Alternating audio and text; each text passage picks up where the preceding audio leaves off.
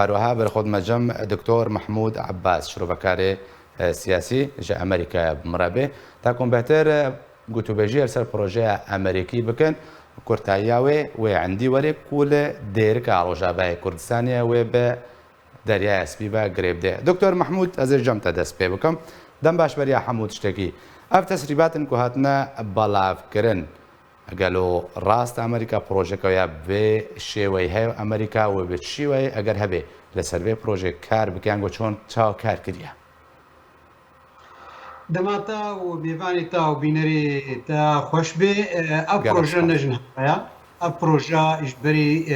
وەختی ساڵایەک ئەبی وەختێک و کەتا سووریە دە ساڵات 2004 ئەو پرۆژە هەبوو بتەیبەت ئەو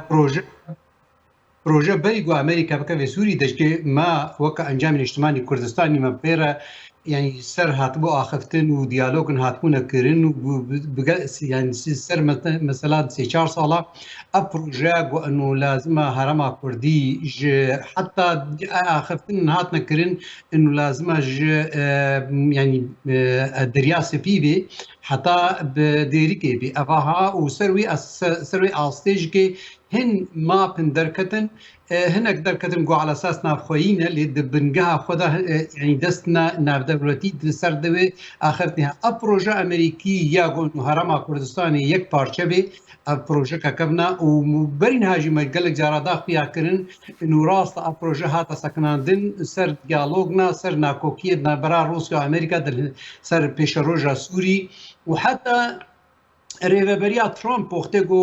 هەنێکی تێماسی خستیەدا و تێکلی بە تورکی رێزیدە کرد و خۆست تورکی بەگەرێنێژ ئاستا بە رووسیارە تێکلیە بکێ وەختێک و خۆژێک شاند ژعفرینێ چاوێ خۆژێ گرت گوهن رووسیا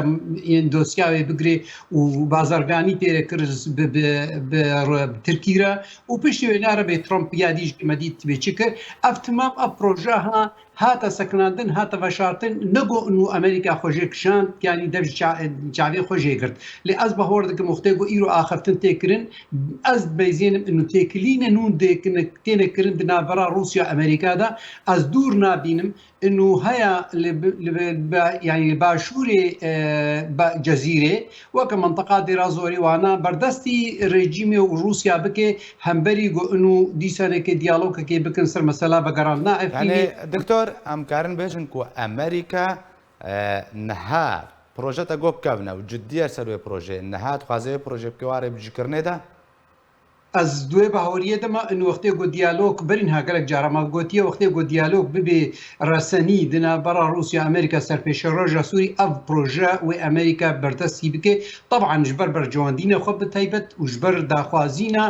هەنێک نادەوڵەتی هەندروێ هەرەما ڕژلاتی ناویندا ئەو پرۆژەها ئەمریکا ئەزڵند کەم دیسانێکەوەی سەرشرۆڤە بکێ ژبەر گۆ پرۆژە هاتیە سەکناندن نەگۆن و ژی هاتی هێلاندن یعنی حتا جارە گەلێک جاران ماگوت ئەنو پرۆژە بخۆن بەس وەکە ڕێڤەبەریکە خۆسەرە پرۆژە ئەمریکی پرۆژەکە فیدرالی بوو سووریا فیدرالی گەرەک بە هادبان ئامادەکردن و فیدرالیە هەرەما کوردستانی ئەڤ وەختێک گۆن هاتێکردن و سەر دیسانەکەی وەکە بۆ نامەن تێلێکردن چ دریکە ڕەسەنی بێ چ دریکە ولۆ ئەندێرەکتە بێکت بێژن ئەس بەهۆر دکم ئەف دەستپێکە بەلکی پرۆسێسەکە دنابەرە رووسیا ئەمریکا تێکردن سەرواری سیاسیدا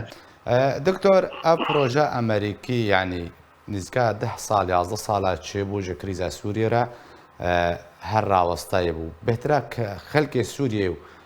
ئالی نوێ نزانی بکوت پرۆژەکە بڤی ڕەنگی هەیە ئەمریکاش بەرچن نەها هات ئەو پرۆژە تەسریبات وەکو زانیاری بەڵاوکردن دەمان هەدا ئەمریکا دخوازێ پێ ڕاستە پرۆژێ بجیکیانەوە کە کەرتە کە فشارە دیسە بکار بینێ یعنی ئەرمانجا ئەمریکاش بکارانی نایێت دەمان هەدە چیە ئەس بەهۆردکەم نەگۆ کە فشارەکەی دەکاربێنێگە بەری وێنە ئەسخوازم شکی سەلالکە مەزیێت دنابەرە ئەنو پرۆژە هەیە و ئیرۆ چ سەر عەردەیە هەیە یعنی جدەبوونێک تەمان دنەقەبە هەردووکە خاڵەدا هەیە ئیرۆ سەر شتێک گۆل سەر عەردەیە بە تایبەت وەکە کۆمزاننا ڕێکبەریا سووری ئیرۆ بسەن ئەدێ بێدەیە تورکی برێکبەریا سووریرە عەفرینی و هەرەما وێدەیە ئەف وارەکی مەیدانیە ئیرۆ سەر عەردەیە رووسیا بێهات بینێ و لکودێ رووسیا ئیرۆ رووسیا ڕۆژلاتی فۆراتێژیە ئیرۆ ڕێژیم پەرچەرنەوەی نال سووری هەنا ئەف سەر مەیدانیە بەس پرۆژە وەکە پرۆژە دنابەرە رووسیا امريكا دا بتيبت بروجها هبو وبروجا يعني وكو مقوت يعني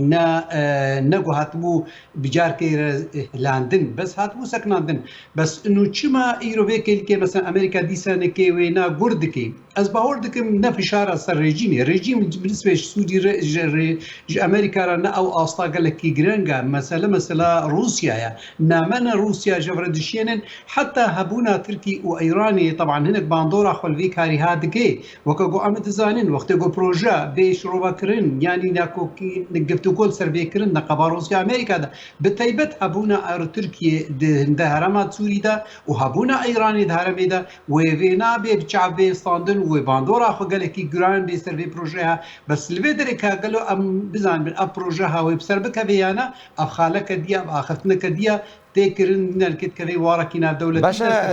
دكتور محمود امكارن بيجن دما روسيا جلوبا كاسك تركيا را بخز درباس عفرينه بو پشتیوه امریکا بخو جلوبا كاسك تركيا را بخز درباس سر كاني و گريسپي يعني اگر بيجن روسيا او جورا ريگري کرنك بو کو ريج تركيا را بكر درباس عفرينه بله هاتنا تركيا بو سر كاني و گريسپي يعني بحموم چا نابلت کرن اب هفكش برش فيرنگله شو متخصص بيه عم متخصص بالتيبت أزبر مسيرينا ما يزين بروجا نجو إنه ركبريا سوريا رجيم سوريا روسيا في نزاني بون وحتى تركيا وحمش كاج كي خوشك سربي بروجي زاني بو حتى إن جارك أزبهورد كم هناك باسبوري تركي سرويخ مابا قدر كتبو سر روج يعني هرما كردستان أو فدراليا كردستان روجابا وقت قمت قد او هناك ناكوكي سر هتكرن وحتى اخفتن هتكرن يعني وقت جو تركي بازرگاني بروسيا ركر دابك في عفرين دا بنجها خد راستا دا خوازيه من حكومتها تركي اردوغان هبو انه تركيا مظن ابابك دو دسي دليد بنجها خدا يعني بروسيس اوينا جبوني وي بروجا امريكيه جو هرما كردستاني بقى سر فراتي سر دريا سبي دا وي بروجي خرابك وروسيا جي يعني داخوازياوي هبو جو وي بروجي خرابك اصبحوردكم ابيك خلكي جو تكليد نقابات تركيا وروسيا دا تشيبو وبازرغاني سر هاتا كرن وتركيا كتا عفريه دا او بروجي تقريبا سكناندن امريكا سكناند ديد جو انه دجيوي قالكي تي سكناندن يعني تميزيني وقتكو كتا مثلا سريكا نيو غريسوبيدا او خو نجو يعني نجو انه مثلا بس داخوازيه تركي جو انه هرما او ديروكا عثماني وغيرني وكا جو مغود دخست جو هرما كردستاني بكي بارچا وكا جو جار دهات اخفتن دنا نفسكار عرب وحتى هناك كرد كي مخابن نيسان انه هرما كردي نه بارچا كي تنيا سي بارچنا دوار ديموغرافي دا نزيكي هفترنينا تركيا خسر في آستاها هرما كردي بكي بارچا او بروجا امريكي يا قول سرد هات اخفتن جركا بالدرباس بكي داوي بروجي بهير بيني طبعا بتيبت سرهبو لاز بيزين انه ايرو وقت جو بكرن بتيبت وابيرچاك ستاندن انه هابونا ام تركيا دعفريني ده هابونا ريكبريه وچا بسراس كرن قالوا ادلب ريكبري بمني قالوا سوري وبيبي فدراليك يا بارچبونا و كغونها ايرو بارچه و بهلن وكبي استه يا هرتن تي بكرن اف تمام بروجنا تيلكشرو وكرن لي از خود بيزين انه اب بروجا وقت جو امريكا ايرو في غوردكن دمك جو دسبيكا ديالوغنا دنا قبا روسيا امريكا دتيكرن ازبه مسر رنگ کو امريكا تخوازه اگر بجدير كي حتى دريا اس بي بگمان روشالاتو روش اوای چمه فرات دور بريان جدانا دو گروپن دجبرن جبرا امریکا جوره رببری انگو جوره هماهنگی برادو بچرنگی امریکا سرپرشتی که دست بگیده او یا دو جه کردان دو پروژه امریکی داشت دیر که حتی دریا اسپی چیه و یا سیجی تاگود کو سوری گلوی حالب منه به اقالیم اگر بو هرم سوری ورسه چند هرم الگوری پروژه امریکی بورده بشکره اكيد 2012 وقت جو مشروع بهنك شاندي امريكي ركرن ووقع انجامي الاجتماعي كردستاني ما ديالوج باركر ودما كدريج بفرا اخرتن طبعا بينج بروجي بينج فيدرالي هبون بين فدرالية سني بو يك علوي بو يك درزي بو ويا هرما كردستان رجابا بو طبعا لفدري جركم هو تشكي بزان بي هو جف جدا بكي دنا برا بروجي دا ودنا برا قوتشتي قوي بي بيس يعني آواكرن قابل قال لك يدريجن طبعا بروسيسك قال لك يدريجا ام نابج انه والله امريكا ايرو فدراليه كردستان آواكي سوريا راس الوكي فدرالي ام ببروجها يعني ابروجات تسوي باخرتن طبعا دولتي جرين وكا امريكا وروسيا دائما تدنيزيني بلانا يك هاي وبلانا دو هاي وبلانا سي هاي افتمام دائما دواري استراتيجيه دواري تكتيكيه اخرتن تيكليانا طبعا اللي بيدري باخرتن بميزانتن البروسيسا انه ابوزيسيونا او ريبريا سوري مثلا وش بيستاندن تكلي بواره بكرن ويتشاوا بنغها بكرن تكليه بتركي هبونا تركي ايرو سوري ده هبونا ايراني سوري ده يعني دولتي كوماري عربي دورا سوري افتمام برشعب بين استاندن وقت جو في بروجي بي بروسيس كرن جرك سياسه مدار بزن بدنا برا بروجي ده تشيا ونبرا بي افاكرن يا امريكا هيز يعني هذا خو تمام بردايه ده انه زي بي بروجي افابكم بروجي بروسيس هي لفيدري خسر برساته زي بكرم يعني بشجريكا امريكي وقتو فدراليا كردي خست هنجي خاص يا فدراليا بنافي ملتي كرد وفدراليا كردستاني بو نجو انه مثلا ايرو حتى امي بيج بريا خسر جدرا زوري دغي حتى مثلا فراتي افري بريكا چه اپوزیسیون عربی عفوا عرب تدنا کرد تدنا سریان تدنا خوازن فدرالی که اداره کذاتی ریوبری که خسر با جدا باباب کن پروژه امریکی به تیبت بناوی ملت کرد او فدرالیا گود هات با آماده کرن فدرالی کش پنج فدرالی گود سوری دبی آوا کرن بناوی ملت کرد بو اف پروژه ها امریکی وقت گودی سرنی که یعنی گرد که از باوردکم نفسه ویا نبس نگو ان والله ریوبری که خارج باغوز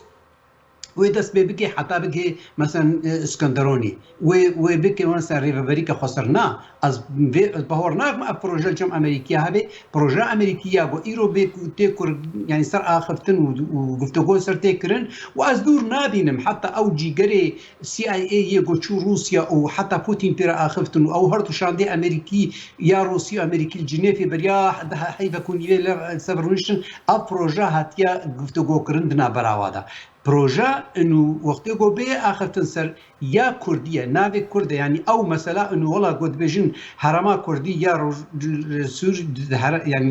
بندسي رجيم بشار ده يا سوري ده انه والله سي بارشنا بارشكي منطقه قامش لويناي منطقه كوباني منطقه عفرينه نا بروجه امريكي يك جغرافي بو يك ديموغرافي بو بناوي ملتي كرد بو اف بروجه دي سنه كي نمعناوينا امريكا بيصوبه والله لشكري خوا تمام بكشيني وبي بروجه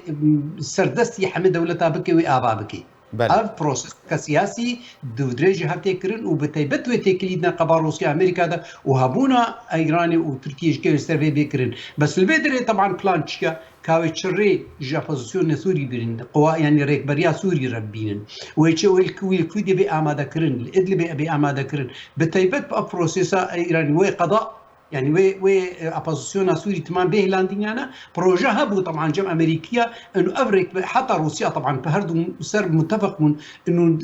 ابوزيسيون سوري ريكبريا يا تكفيري سازيه جو ايرود ادلب تشردكن اف تمام دبنسها يعني توروريست يبون نقبول بينش عليه دكتور افتينا هلاندن بس ريكبريا سوري وكريكبريك حالك دي او خالك دي او ريكبريكا سياسيه هيا گفتگو سر بينكرن بس دي سنه كي دوباره دكن بروجا جو امريكي بيشكي او بروجا بنافي ملتي كرد نگو انو كريكبريا خسري جو ناد بيجن قالك سباس جبوي دكتور محمود عباس